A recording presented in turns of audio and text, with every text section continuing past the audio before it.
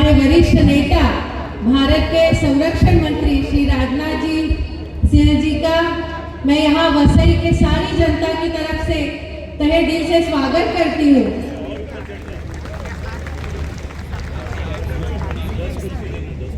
सम्माननीय व्यासपीठ और यहाँ उपस्थित वसई की मेरी प्यारी बहनें और भाइयों, आपको सबको जय श्री राम।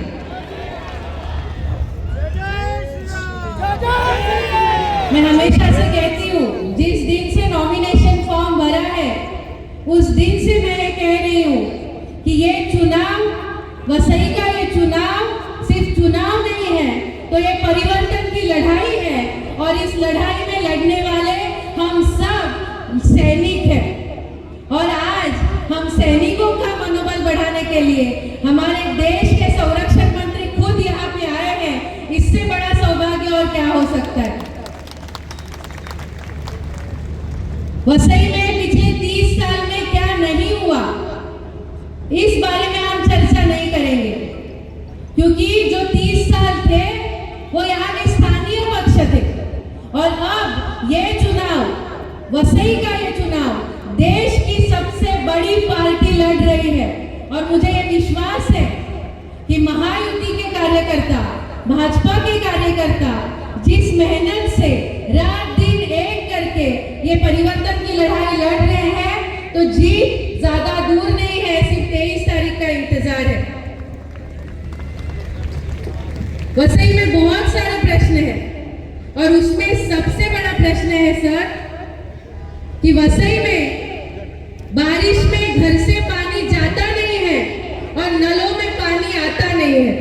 तो ये वसई में जो पानी की तकलीफ है उसे हमें सबसे पहले दूर करनी है। वसई में आरोग्य व्यवस्था नहीं है, 14 साल हुए महानगर पालिका को, लेकिन एक भी अस्पताल ही बना नहीं पाए। अस्पताल बनाना हमारी प्राथमिकता है, स्कूल बनाना हमारी प्राथमिकता है। 70 साल के बाद भी इस वसई की जनता उनके मूलभूत अधिकारों से वंचित है। तो सबसे पहले भाजपा की सरकार यहाँ पे आने के बाद हर एक नागरिक को उनके मूलभूत अधिकार प्राप्त कर देना, यह हमारी प्राथमिकता होगी। मैं ज्यादा समय लूंगी नहीं, क्योंकि हम सबको, हमारे संरक्षण मंत्री जी को सुनने की सब उत्सुक है। लेकिन सिर्फ एक ही चीज मैं कहना चाहती हूँ, एक बहुत बड़ा ज्वलंत प्रश्न आज वसई के शहर में है, यहाँ सन सिटी में है, यहाँ के सारे रहने वाले लोग उससे त्रस्त है। यहाँ पे अवैध कब्रिस्तान बनने की कोशिश की जा रही है और आज मैं इस मंच से ये कहना चाहती हूँ कि स्नेहा दुबे की लाश पे ये कब्रिस्तान बनेगा। मैं मेरे आखिरी दम तक ये कब्रिस्तान बनने नहीं दूंगी और भाजपा का, मुझे पता है, हर एक कार्यकर्ता, महायुति का हर एक कार्यकर्ता इस लड़ाई में मेरे साथ होगा। फिर से एक बात मैं कह रही हूँ कि ये परिवर्तन की लड़ाई हमें दिन रात एक करके लड़नी है और जीतनी है, क्योंकि 40 साल के बाद वसई में कमल खिलने जा रहा है। 40 साल के बाद वसई में कमल चिन्ह पे लड़ा जा रहा है और मुझे विश्वास है जहां कमल है वहां जीत निश्चित है।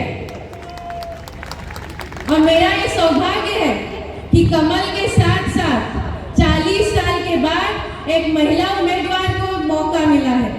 तो हमारी बहनों की मैं प्रतिनिधि हूँ। महाराष्ट्र सरकार ने जो लाड़की बहन योजना लाई है उससे काफी महिलाओं को लाभ मिला है। तो ये योजना अगर हमें कायम स्वरूपी शुरू रखनी है तो महायुति के अलावा हमारे पास दूसरा पर्याय नहीं है। इसीलिए आप सबसे हाथ जोड़ के विनती करती हूँ कि हमारे आने वाले पीढ़ी के लिए, हमारे बच्चों के भविष्य के लिए, वसई के उज्जवल भविष्य के लिए 20 तारीख को 3 नंबर के सामने, कमल चिन्ह के सामने अपना वोट देके, अमूल्य वोट देके महायुति को जिताइए, भाजपा को जिताइए और वसई में 40 साल के बाद सूरज के किरणों के साथ कमल खिलाइए। धन्यवाद। जरा जोर से मेरे साथ हाथ उठा के बोले, भारत माता की, भारत माता की, वंदे वंदे, जय श्री राम। धन्यवाद।